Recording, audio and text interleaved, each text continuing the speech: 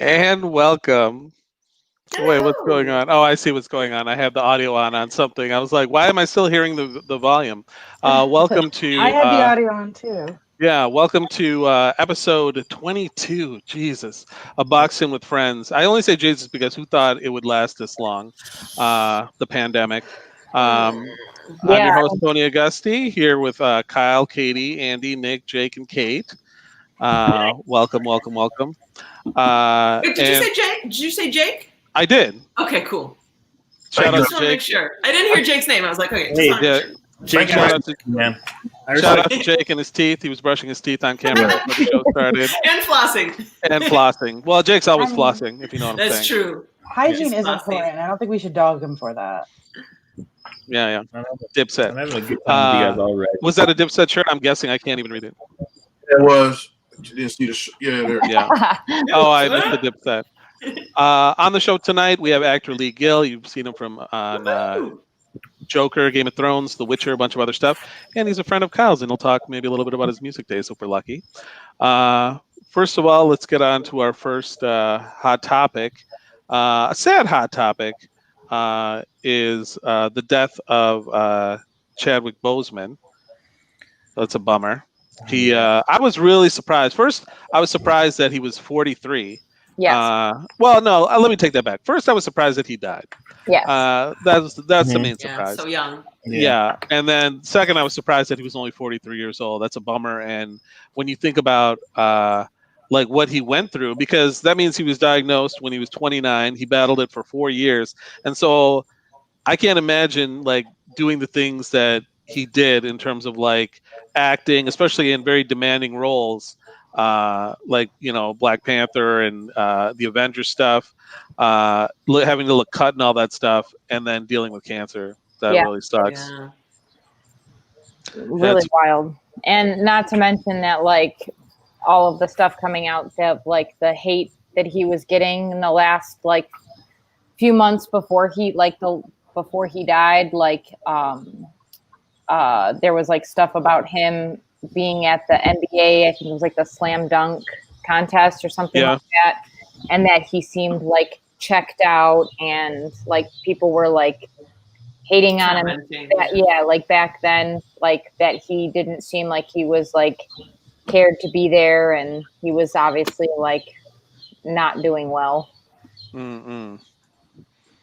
And Yeah, and also just like all the shit that's going on, like other than this, like the police are still acting a damn fool, Yep. and all that with all that shit going on, like it's just and then the shooter, the 17-year-old terrorist, all that shit going on, just with just social issues in general, and then such a symbolic actor like for us like passed away. It was just a devastating blow. It was like all that shit. Yeah. Like I was already feeling bad because of that shit last week, but then all that like Jacob Blake and that guy, like I was feeling terrible. I was like, what the fuck? But then I damn near lost. Like I was mentally just like fucked like the whole weekend after Chadwick. When I heard Chadwick Boseman died, Tony announced it on Mask Off. It was like we just found out. I found out on Mask Off. I was like, what the fuck, man? Like my whole mood just changed. Like I mean, it's the whole weekend. Isa Rae, her post was like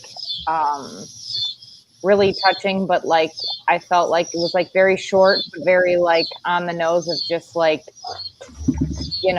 that having your like seeing your superhero like die.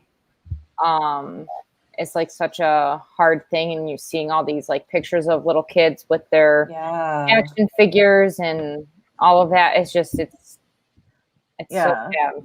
Yeah. The thing that really touched me too is all the kids paying tribute. Yeah. And it makes me think of a tweet that I saw, which kind of knocked it out of the park, which was I don't remember who tweeted it, but it was all Black people have done in 2020 is mourn. And that fucking sucks. Yeah. Yeah.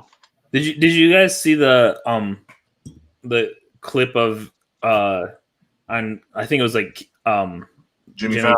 Jimmy Fallon, where like people were talking to his poster, like telling him how much he meant, and then he would come out and surprise them. Mhm. Yeah. I saw that too. And then also just reading that he would visit while he had cancer. Yeah. You know, stage Kids. 4, stage 3 colon cancer. He would visit sick kids in the hospital that also had cancer. You know. Yeah. And also, if I didn't mention, he passed away from colon cancer, which is, and they're actually talking about in his hometown of South Carolina. That's why I showed that TMZ story at the beginning. They want to replace a statue of a Confederate general with a statue of him. They absolutely should. Yeah. I was talking with a friend. I was talking with a friend about it, and I don't know if there was a more like other than Denzel Washington, like that's played more iconic black figures. You know, like he was kind of Liz next generation. He played like Jackie Robinson, James Brown, Thurgood Marshall. Yeah, Thurgood Marshall.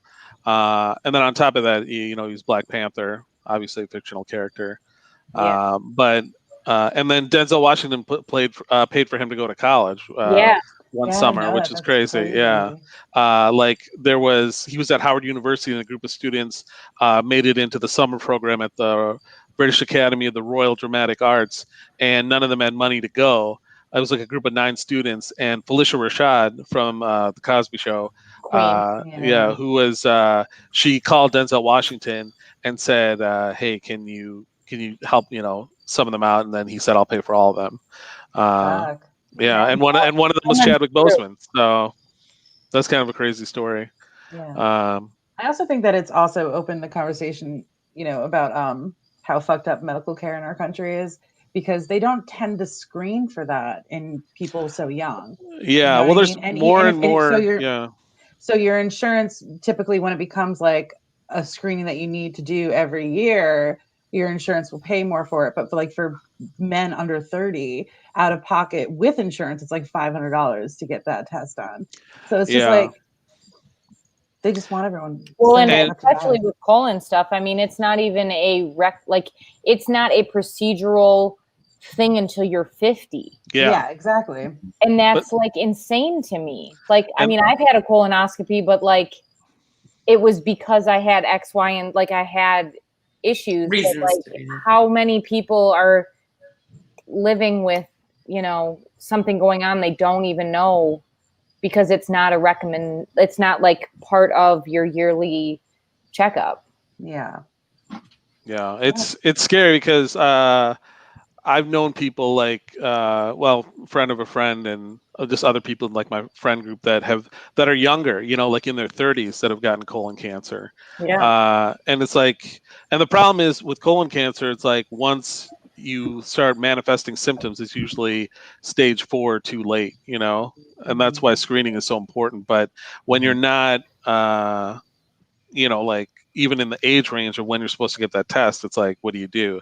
And it's a pretty invasive procedure. I mean, it takes a lot. You got to drink stuff the day before and get doped up, according to my parents.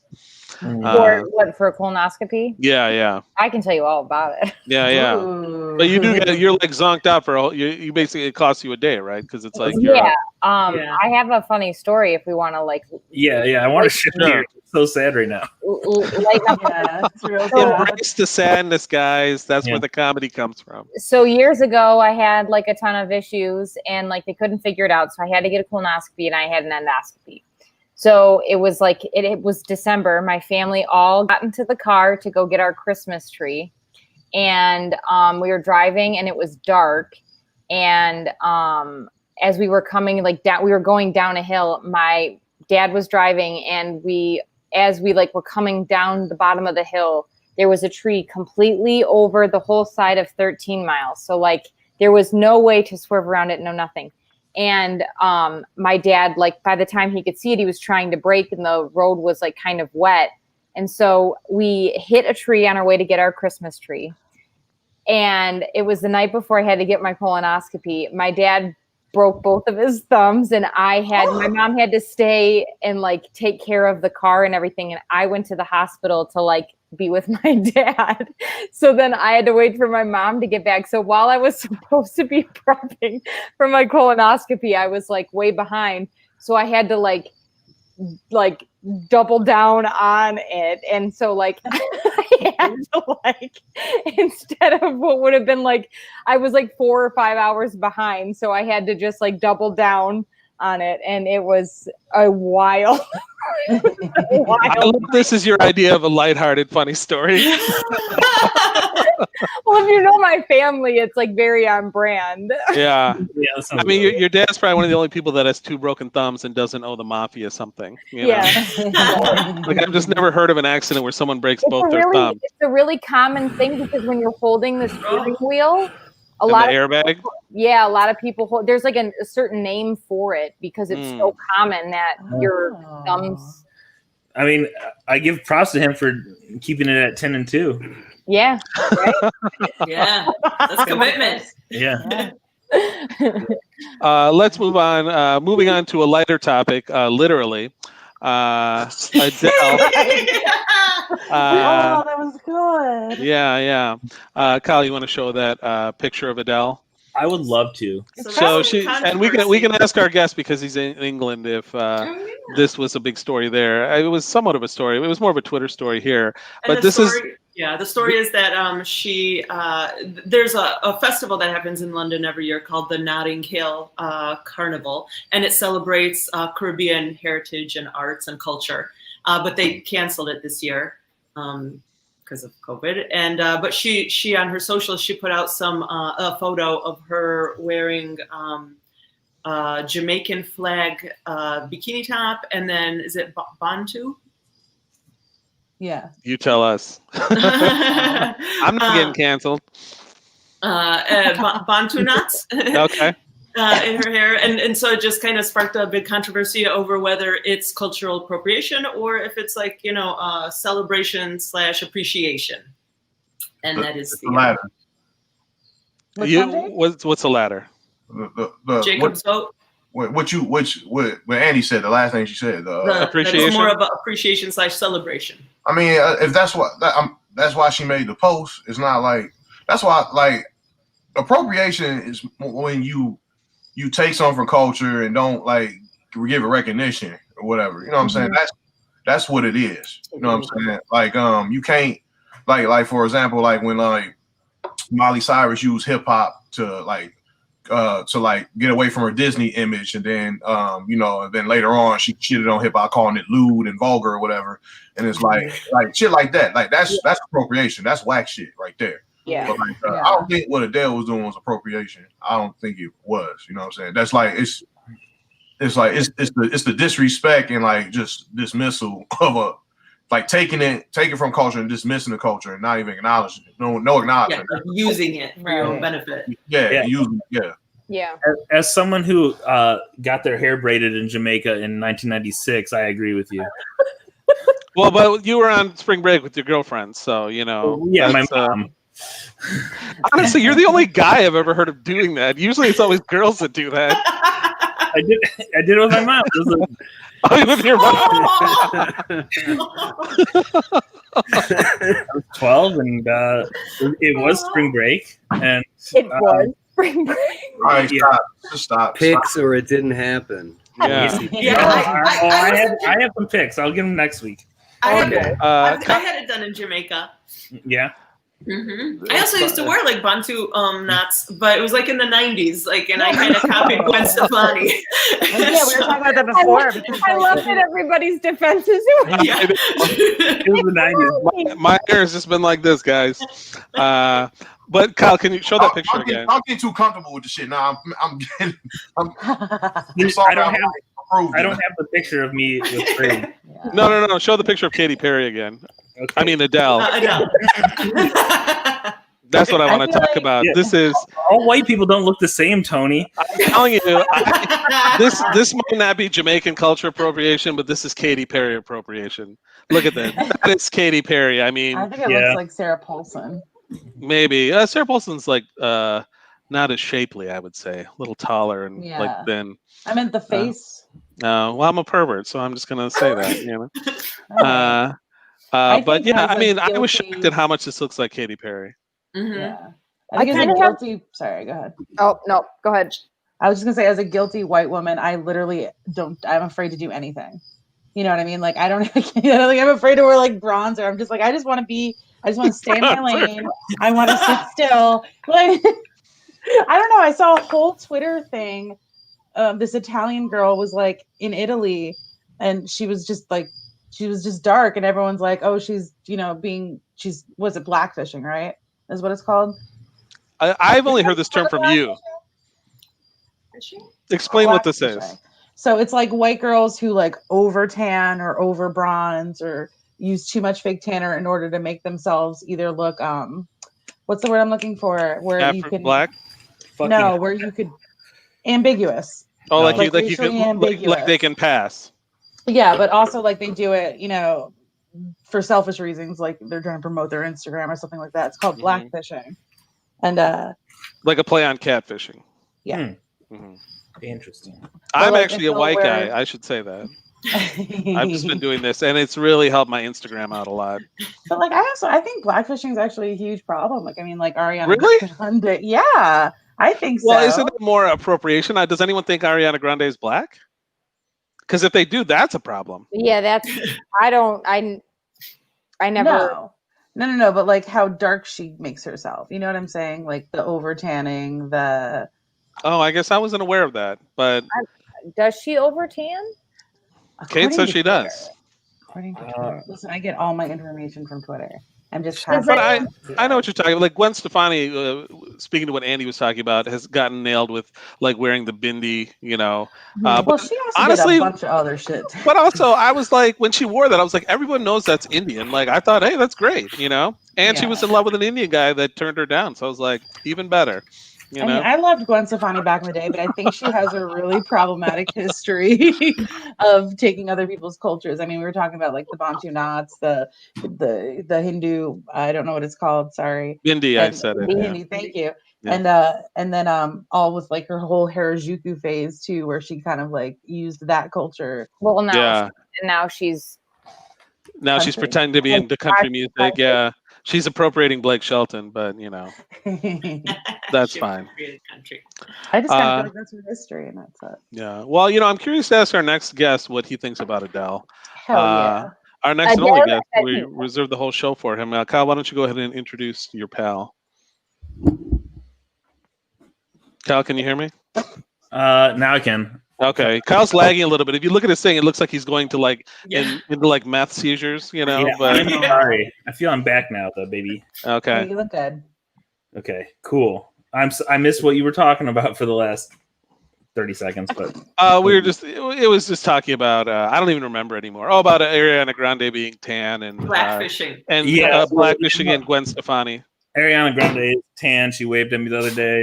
I signed an NDA. Oh, that's right. You guys are friends. You should say that. Lady Gaga talked to you and Ariana Grande waved to you because you were doing work at the VMAs. Mm-hmm. I also signed an NDA, so let's move on. Oh, okay. Fine. Well, you didn't sign an NDA with me, buddy. All right, introduce our guest, who has not signed an NDA, I might add. So it's all fair game. Well, we'll see. He might have. We'll see. Let's have it. Leigh, where is he? I'm bringing him there. I got him. Okay. I thought you were going to add him. Sorry. Hi, Leigh. Leigh Gill, everybody. Hi, Leigh. Hi. Thanks for being here. And like I said before, you would know Leigh most recently from his role as Gary in The Joker. He's also been on Game of Thrones, kind of a meta role, playing Tyrion Lannister, but like within the show, he's an actor that plays Tyrion Lannister, and most recently on The Witcher. But thanks so much for joining us, Leigh. Hey, no worries. Especially because it's after 1 a.m. By you, so. That's true love for Kyle. I'm always up late anyway, so it's fine. Yeah, you're a party guy. Just hanging out drinking. I love Yeah. it. I miss you, Leigh. Miss you too, man. Yeah. Last time I saw you was at the Rainbow Rooms, right? Yeah, with our boy Ron Jeremy. Yeah. Wait, I remember hearing about this. I think did you tell us? Yeah, was there wrestling going on? Were people wrestling? No. Oh, okay. Women wrestling, I think I heard. I remember something about I it. would like to know this story, but no, I was just eating some dinner at the Rainbow Room, and then Leigh just happened to be there, and because you were in town for award season, right? Yeah.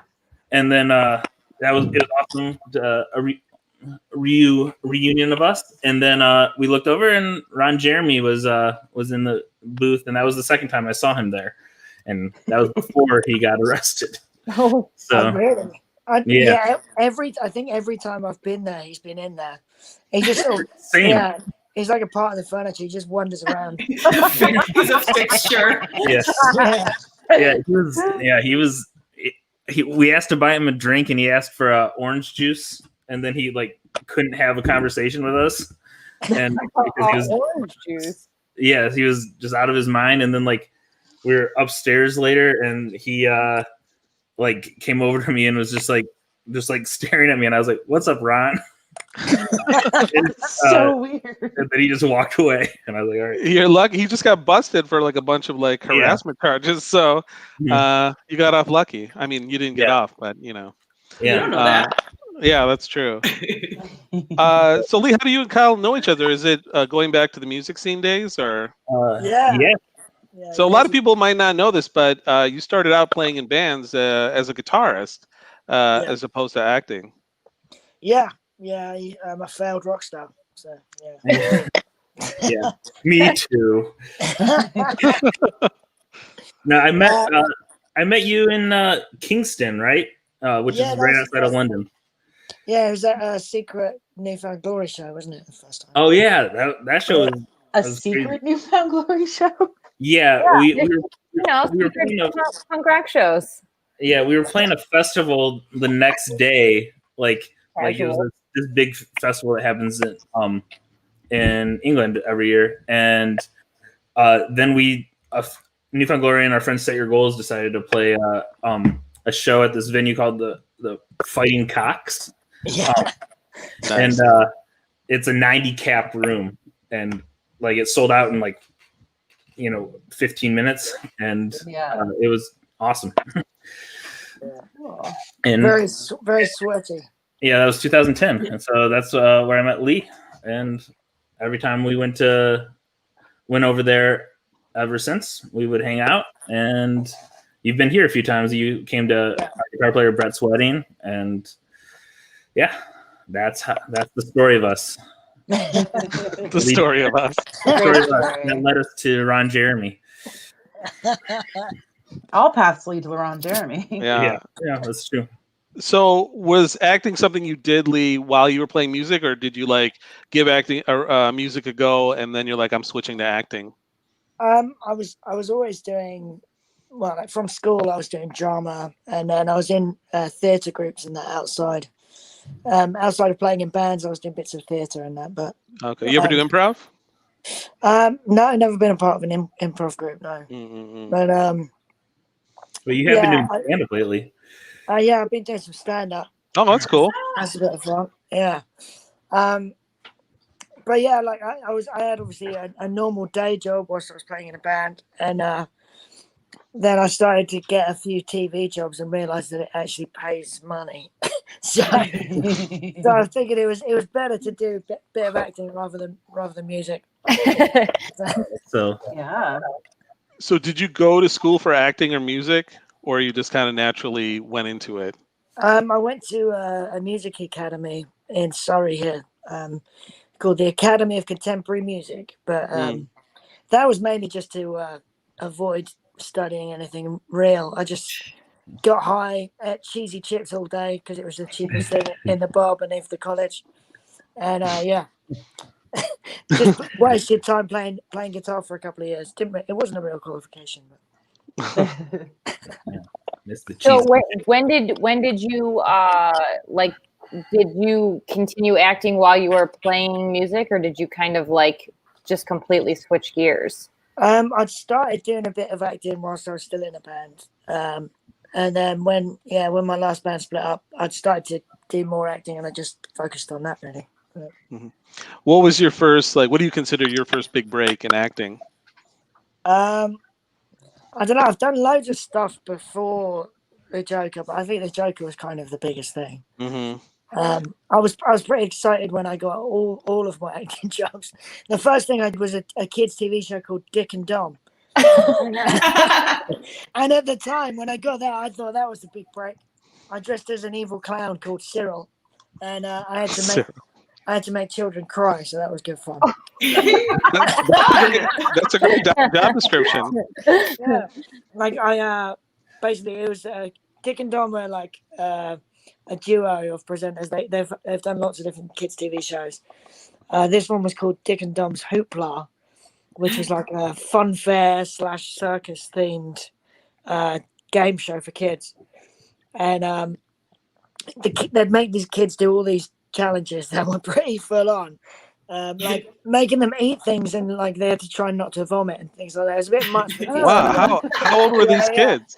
It was a mix, but and then they'd whittle it down to like the final 2 kids, and my character was in the final game, and they had like 8 dustbins lined up. 7 of them had prizes in, but they were like the shittest prizes imaginable. Like they made the kids think like one of them had an Xbox in it, but it had an eggs box in it, like a box of eggs. But like Sounds like abuse. yeah. But like so seven bins had crap prizes in, and 1 bin had me in it dressed like a clown. and then I had to jump out and chase them across the stage and try and take them off the floor. That would have been my nightmare. I'm terrified. But yeah, I thought that was my big break when I got that. So It's all relative. Yeah. When you got the Joker, was that something that was offered to you, or did you have to audition for it? Did you have a relationship with the director, or no? No, it was a self-tape audition. I think they did sort of worldwide casting for it. And, okay. That was my next question. If you were here, or if you. No, I was. Well, I did my first audition here at home, and then I was in Germany working on a film, and so it was like a couple of weeks after I'd sent my self-tape for the Joker. Can you explain to the audience that might not know what a self-tape is? Okay, yeah. So like I got sent a couple of scenes. All the names have changed, and like they don't tell you what the project is. So I just get sent. Oh, really? Yeah, I didn't know it was Joker. I knew it was Warner Brothers, and it was good. Like me and my friend read it, and we're like, "Wow, that's awesome." Yeah. So yeah, you're not allowed to let anyone read it, but you have to have one friend read it because he has to read the other lines in the audition. Just in case anyone was going to say I shouldn't do that. But like we did a self-tape, and then a couple of weeks later I was away in Germany working on a film, and my agent called and said she'd been like they'd got into contact with her, really interested, wanted her to keep my dates free and everything. So it seemed like they were like considering me. And I've been through this before. Usually you send a self-tape in, which is basically you acting out the scenes at home, and you send it off to them. But then if the casting director chooses you, sometimes it still takes a couple of weeks before you actually find out if you've got it or not, because they have to get approval from everyone else involved, basically. And I hate that waiting around period, feeling like you've got no control over it. And there's always like a slight advantage to auditioning in a room, because you get to make an impression and like meet the people face to face, whereas I was just a stranger on a video. So personality doesn't come through as much. Your personality doesn't come through as much. Yeah, exactly. And I knew all the guys a lot of the guys in the States will have auditioned in person. So if it was close between me and someone else, I didn't want them having an advantage. But yeah, when she got contacted saying that, it sounded like I was in the running for it, they let slip that it was Todd Phillips directing it. So I went online, found out that he was working on the Joker, and I was like, "Oh shit, it's the Joker!" And then, I pretty much straight away just booked a ticket to New York. Oh wow! Because I was like, I want to get in a room with them and audition in person too. I don't want someone else having an advantage. So I did it, and then I thought I was just going to meet up with the casting people. Like I thought best case scenario would be casting director Shayna Markowitz. She's awesome. Shout out. Yeah. But yeah, they found out. Well, I got my agent to lie to them and say that I just happened to be in New York visiting friends. I was just in New York. I was just Right in New, on. yeah, I was just in New York spending rent money. But It worked out. yeah, Oh, and then but Todd Phillips found out I was going to be there, and he wanted to meet me in person himself. So Whoa. yeah, it was awesome. Oh, that's awesome. Yeah. Got Now, together. Cool. is that something you go through your agent and just say like when you say you want to meet, or like your agent does it, or you just like call them your like the casting? Did you have a relationship with the casting director from the self tape? No, it's your agent does all of that. Oh, okay. Yeah. Did you That's have to do another audition once you got there, or was it just a meeting? We ran. It was weird. Like we ran through it, like very briefly, but then most of it was just like talking to Todd. But he's such a dude. That's awesome. Yeah, he's a really cool dude. Like, yeah, there was just a really good vibe. Yeah, and this was the real departure for him too. Like this movie, like a lot of people. It's funny. It seems like whenever anybody plays Joker, there's always like this, like I don't know, like I was the same way when I heard that Heath Ledger was going to play the Joker. So this time when I heard Joaquin Phoenix was going to do it, there was kind of like the same talk, but I was like, hey, I was completely wrong about Heath Ledger, So and this turned out to be great. What was that experience like working with, especially someone has so much acting experience, has been doing it since he was a kid? Like, do you feel like intimidation going on a set, or you're just like, I'm just here to do work and fuck it? Well, it was the first time I've walked on set with someone who's sort of doing the whole method thing. Mm-hmm. So that was interesting. I wasn't expecting him to sort of look as skinny and really. He'd lost a lot of weight. Yeah. Sickly, yeah. Yeah. Oh, my telly's making noises now. Is that me? No. No, it's that's your roommate. No, I knocked something on my remote. Okay, I think we're all right. All right. Cool. That's right. Yeah. Are you in a secret location? I'm gonna mute it. That'll be there. We go. It's muted. Okay. So first day on set. You sound like a right wanker when you say my trailer. Not at all. Yeah. I was in my trailer. No.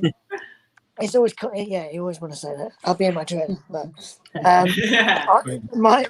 my huge ass trailer was next to Glenn Fleshler's trailer, who played Randall. What's he like, Leigh, in real life? He's so great, and you guys are so good in your scenes together, but he always plays these monsters, and I wonder what he's like in real life. He's a really he's quite a quiet, soft-spoken guy. Like he's not very chatty or anything, but he's really nice, big, quiet. Like, he's like a big friendly giant type vibe. Yeah, for people that don't know, he was also the villain, like the True killer Detective, in True Detective season season 1. Yeah. It's horrifying in that. Yeah, so that was my sort of last thing I saw him in as well. So then suddenly I come out, like I find out I'm going to be working with him. Like, he is a very big guy, but he's not actually that scary. He's a lovely man. But yeah, we come out of our trailers he'd been filming one day before me, I think, and but yeah, my first day we came out of the trailers together to get taken towards the set, and me and him, we meet on the way, like chat, like getting to know each other, and then we get into this lift, you guys, elevator, I guess. Thank you. We get into this lift, and it's one of those like huge ones, I think, for lifting up equipment or whatever. Yeah, service elevator. Yeah. And then we hear like on one of the radios, hold the lift, where Keen's coming too. So I'm getting ready to just do the usual. Oh, hello, nice to meet you. Like, you make friends with people you're gonna be acting with or whatever. But you could just tell there's a whole different. He was doing something else. Do you know what I mean? It wasn't like actor approaching the set to do a bit of acting. It was just like fucking hell. He was just already giving off this like really creepy vibe. Yeah. And it wasn't like he had his runner like chatting with him the whole way and like all friendly. He was just, everyone was just giving him his space. And like Glenn had obviously filmed with him the day before, and so like when Joaquin got into the lift and like I barely recognized him, but then when Glenn didn't like start talking like, oh hey dude, like that was great yesterday or anything like that, I was like, okay, he's doing something different here. I didn't want to be like this like little English twat being like, all right mate, excited to work with you buddy, hey God, don't you look a bit thin, you know? Did you get to like? Did you get to know him like after like any of the like award stuff, like you said, or like the rap after it wrapped or anything like that? Yeah, it was really nice actually. Like the first time I saw him after working with him was probably about 10 months after it when we had the London premiere for Joker, and I took my mum and dad to the premiere. And, that's cool. Yeah, I think we got there a little bit early, I think, and then we were in this like waiting room, like this pre-drinks like area, and having to stop my dad drinking all the free booze. And, like my mum and dad's faces when they found out it was all free, they were like,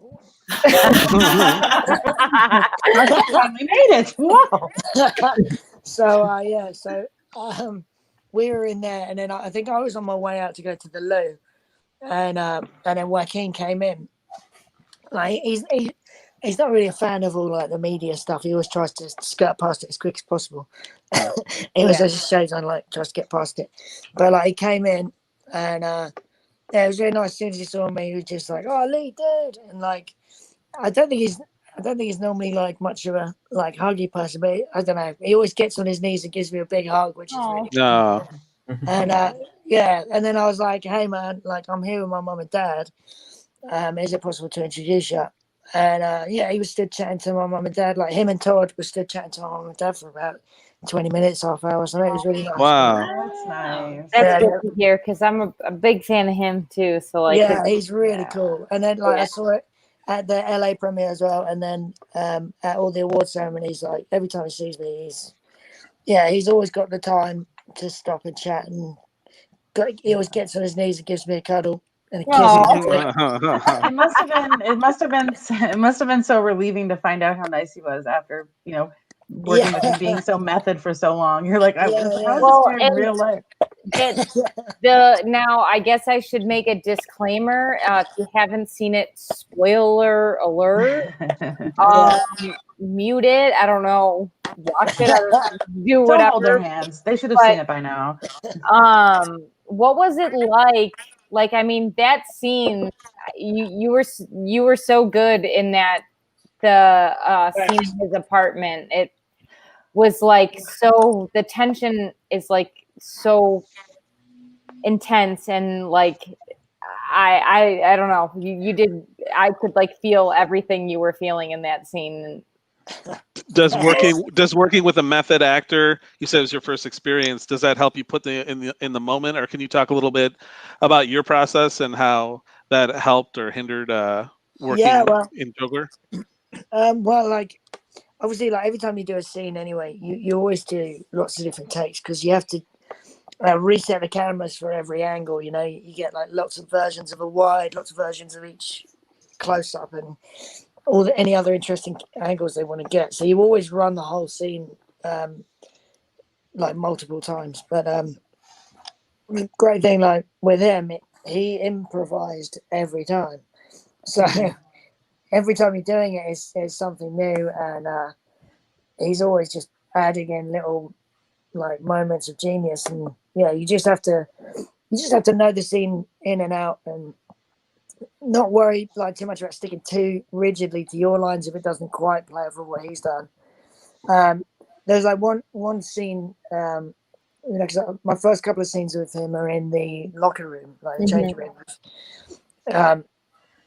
And like it's awesome, like seeing all the bits of improvising that he did in my scenes, and like most of them, like most of the real big changes he made end up in the final cut. Like the bit where he's been fired and he's leaving and he ends up punching off the clock from the wall. He just did that out of nowhere.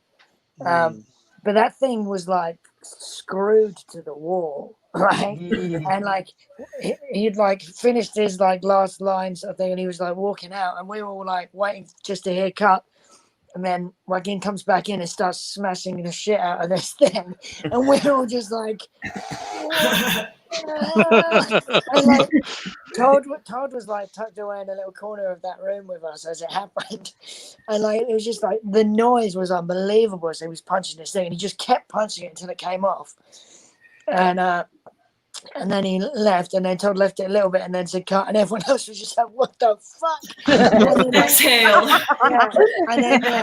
And then Todd just like jumps up and goes, "Oh my god, I hope he hasn't broke his fucking hand." And then like Todd chased after him. Luckily he didn't break his hand, but he broke the clock. And and they were like, "Well, you know, unfortunately, we still need that on the wall because we need it in there from other angles." Oh So, no!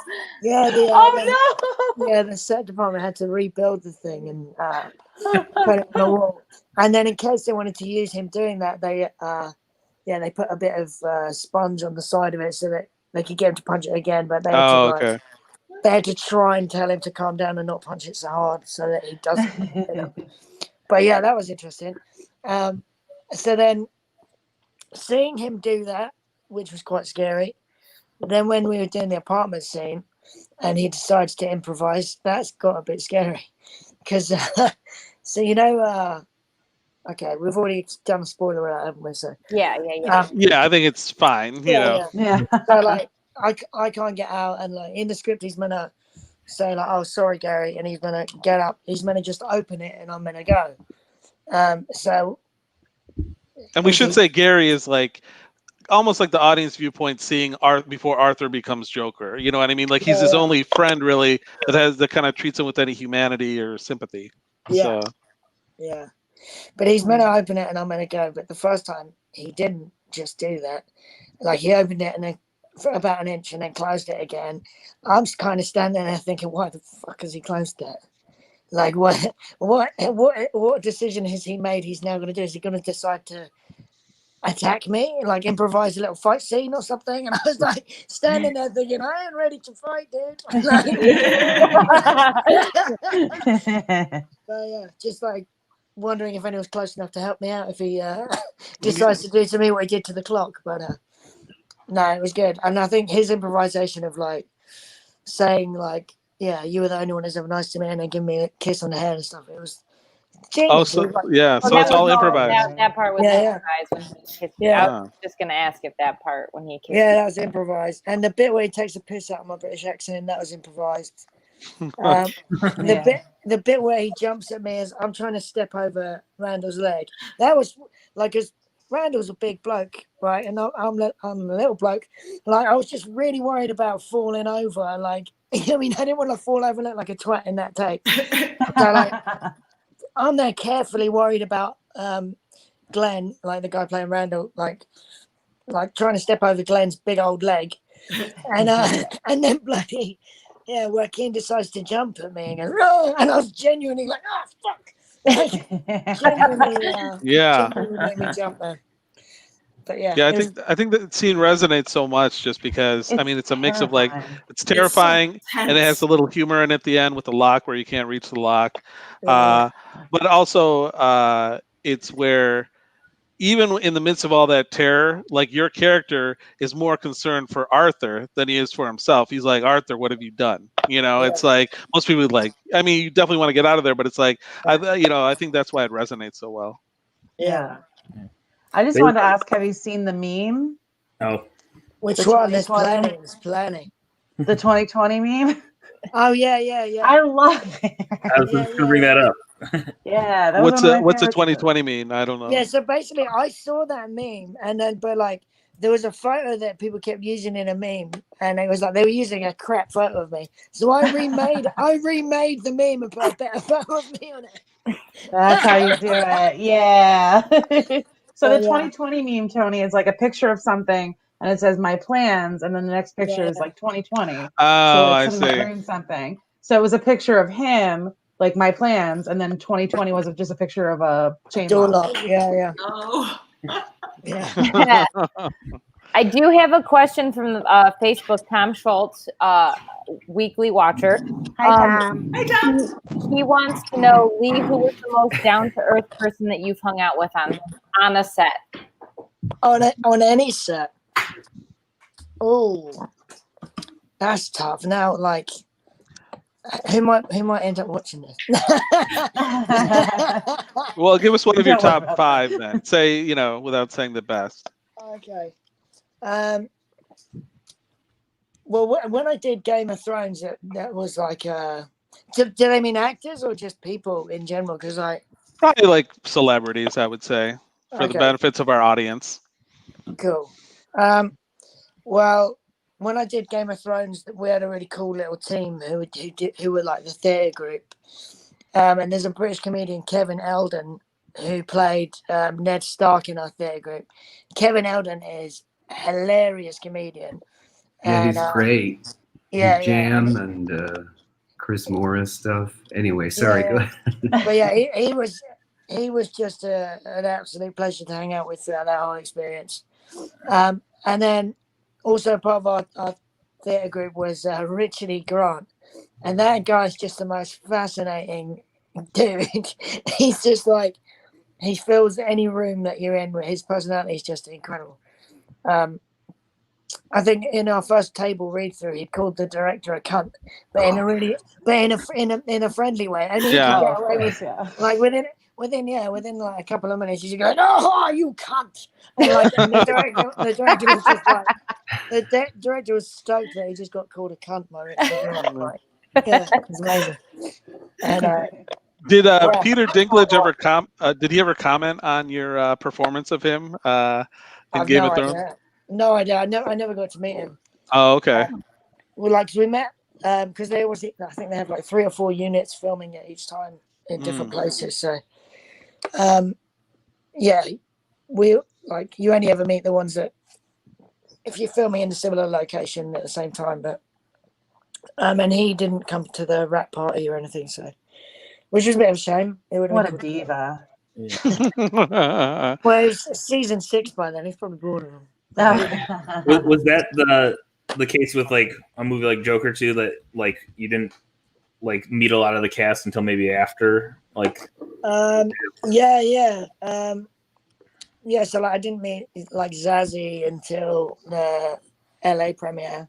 Zazie's awesome. Zazie Beetz, yeah, great actress. She's absolutely lovely, and yeah. So yeah, you tend to meet the ones that you're working with, unless you sort of, bump into each other at hotels or whatever. But yeah, everyone involved with the Joker was like really awesome, and like it was really cool on Joker. Like the producer Emma Tillinger-Koskov, she's like a real hands-on producer. She'd be there on set every day, and in like breaks and stuff, she'd always just come and sit and chat. And yeah, she was super lovely.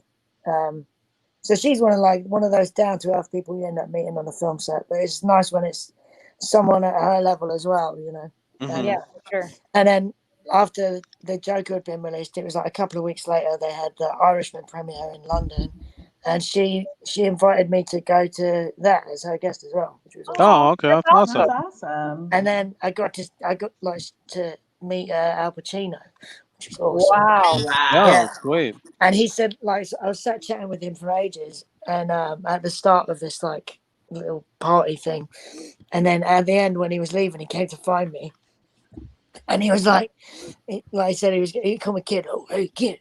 But then he was like, I'm gonna go watch your clown movie. He's gonna go watch my clown movie. Wow. Did he went home and watched the kids show? Yeah. Dick and John. He meant Dick and John. I'm gonna go watch a clown movie. I love that. Did you grow up as a comic book fan, Leigh? Yeah, like not massively, but just when my parents would buy me one, kind of thing. Yeah. And did they encourage your like because you said you were in like a lot of stuff in school? Was that like kind of them nudging you, or is it something you wanted to do in terms of music and acting, theater? Yeah, it's just stuff that I wanted to do. Really, Mm-hmm. I was never very good at sports for some reason. Struggle with athletics and stuff. So yeah, I think it's just naturally found things that I could do. Yeah. Do you have like a goal with like, is there like a specific genre that you like really want to work in or do specifically? I'd love to do a movie with Arnie before he retires. Just blow some shit up. That'd be fun. I could see you as that. You If definitely I fit get in to- an action movie. Yeah, if I get to stand next to him holding a machine gun, that'll be better than winning an Oscar for me. As long as we've both got like a cheesy one-liner at the end of anything, you know. Mm-hmm. We have another question from the chat from YouTube. What are Mr. Gill's feelings about Game of Thrones final season?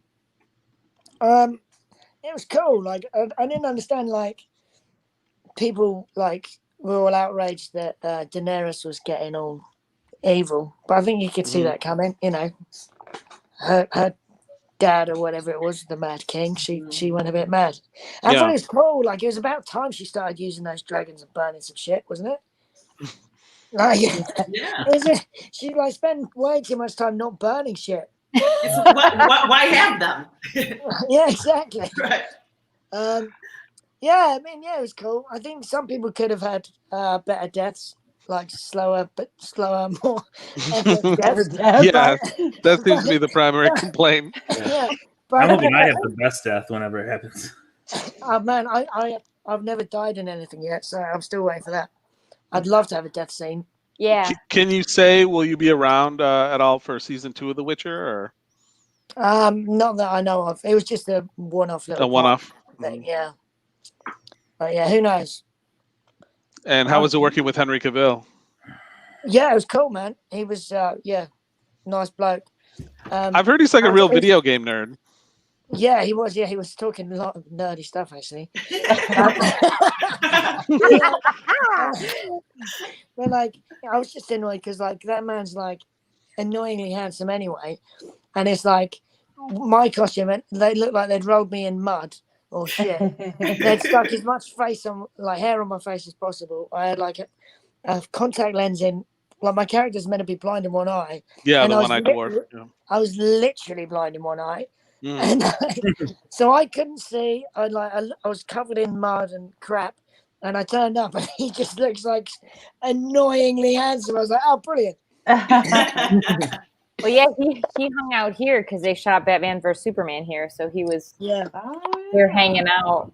Yeah, cool. And, like, you know, just being like a normal guy. I'm pretty sure he was like spotted, like he was like hanging out in Royal Oak all the time. Okay. I forgot that he was English. Oh, really? Oh, that is right. I forgot that too. Yeah. Yeah, and he's like very well spoken, like typical English gentleman. But, yeah. Speaking of English, since you're UK based, how do you feel about Adele right now? I don't Are people in the UK as mad as people in the US seem to be? I really don't follow any kind of celebrity news or gossip. I don't really know. When you first showed that picture, I thought it was Katy Perry as well. Yeah, right. Yeah. They have very similar eyes. So especially now that she's like slimmer, her eyes look very similar to Katy Perry. Yeah. Yeah. That's what a divorce will do for you, I guess. You know, that's where she she got divorced. I don't know if she was married, but she's with that dude, and then they split up. They were married, I think. Yeah, they split up, and then she dropped a bunch of weight. So Revenge body.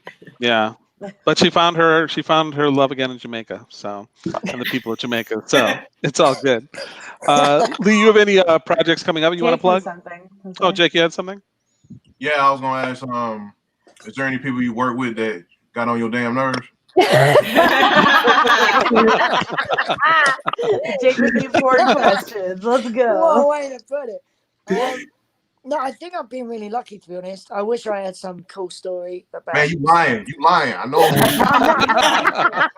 Like, I genuinely, yeah, I haven't had anyone that's been a dickhead. Like, Lucky. Yeah, I think I've just been really lucky. There's got to be you hear about it all the time. There's bound to be loads of twats out there, but Oh, go ahead. I've got a funny story about something that happened. Oh, yeah, cool. go for it.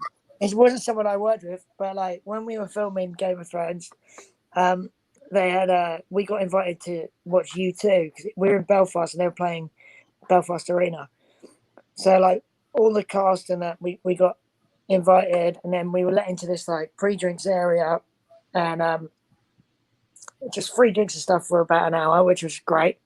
And then apparently like most of the U2 guys were in there mingling and stuff, but you know I'd only recognise Bono or the Edge, but then apparently like I asked later on, I was like, was the Edge even here? Apparently the Edge was the guy that opened up the door and held it open for us all to go in, but because he didn't have his little hat on, no one recognised him. The Edge without his hat. But you don't know where the Edge. Yeah, it's only the hat, isn't it? Yeah, you've got to have the hat on if you're going to recognize him. That's an amazing move, though. If you're a celebrity, if you just want to be like one of the guys, just take off your hat. You know? Everybody else puts on a hat and sunglasses. He just takes off his hat. Yeah, but but Bono wasn't in there, so like, and then it got to a certain stage where someone made an announcement. It was like Bonio's bloody assistant brought him in. And like we all had to line up as if we were about to meet the fucking Queen or something. Are you serious? Oh my God. It was embarrassing, man. Like we all had to line up, and like she took him like along one by one to introduce us, like introducing him to us all. Right? And he was literally saying the same thing to every person, like. So have you been to a U2 concert before? And like everyone was just like, ew, who asks that question? I know, right? So weird. Weird as hell. But then like the next day I was in the makeup chair next to Richard E. Grant, right? And like the makeup girls were all like excited, like, oh, so how was it? And like Richard was like, absolutely dreadful. And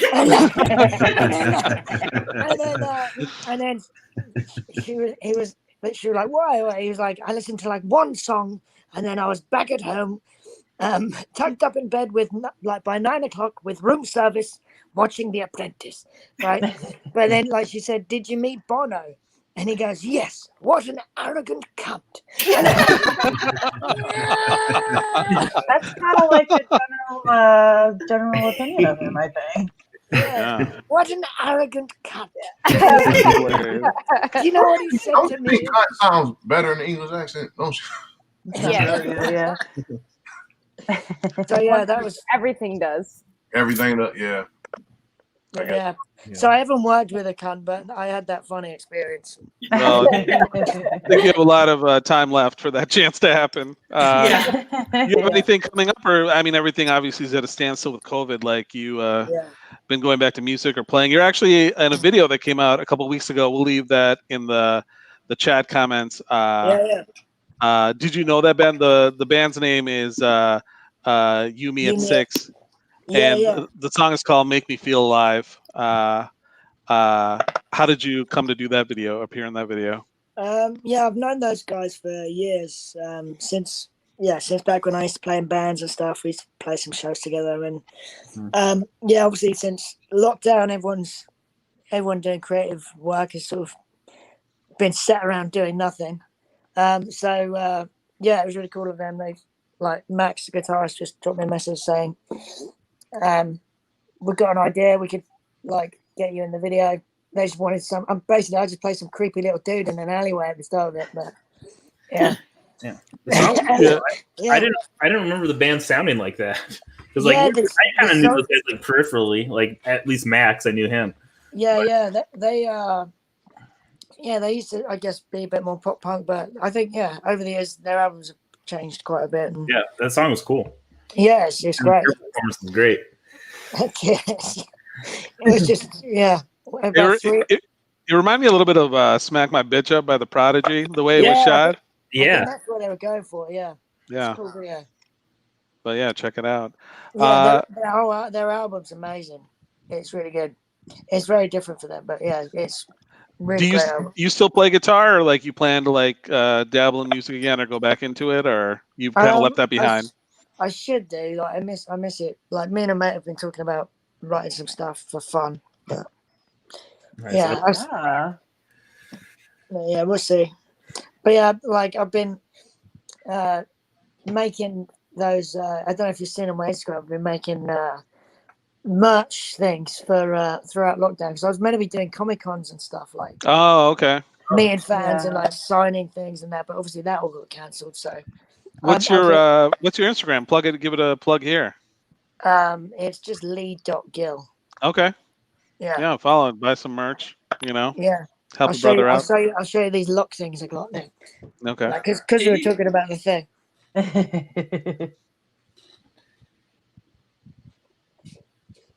Is that a window or a chalkboard or like a dry erase? I think it's like a cork board or something like that. That's how old I am. I said chalkboard instead of dry erase board. It's with some Christmas lights. Yeah. It's a mirror. It's a mirror. Oh, it's a mirror. Okay. It's a mirror. It's a mirror that someone put too high for me to actually use. So that's it's an art piece. But yeah, I made one like so. It's got oh, that's awesome. Yeah, it's got the quote like "You were the only one that was ever nice to me," and then a lot. But like this one's actually number 69. My mate Woody wanted me to reserve him 69 because. Nice. I get it. Yeah, you know about that shit here. That's like the sexual position, right? I think so. Oh, I thought it was something else, Kyle. Man, okay, I'm glad you said that. I'm a naughty boy. So, yeah, yeah, check out his merch. Yeah, I sort of like didn't expect it to. Like I set it up and then like loads of orders came in and I was like struggling throughout lockdown trying to keep up with it all. But yeah, that's a good problem to have. Yeah. Well, Leigh, I feel like we could talk to you for another hour, but our time is sadly at an end. Cool. Thank you so much. Check him out in Joker, Game of Thrones, The Witcher, so many more things. And check out his Instagram, Leigh Gill, if you want to get a cool piece of merch and the video, like I said. But yeah, it was a lot of fun talking to you, man, and good luck to you in the future. I'm sure we'll be seeing. Thank you so much. Thank you. Thanks, Take it. Hopefully, we'll be allowed into each other's countries. Nope. Yeah, one day. He can still hear you. Even though he's off the stream, he can hear you. He's funny as hell. In the great beyond.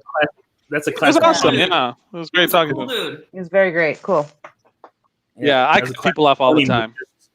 I love his Richard E. Grant stories. I'm a big Richard E. Grant fan. Yeah. And the UT story was unexpected. Yeah. The UT story was best. He's the best man. I have a deep hatred for you too, and that just fueled it. Yeah. I like that guy. Yeah, he's cool. We should like when this is all over, we should just have a big party with everybody.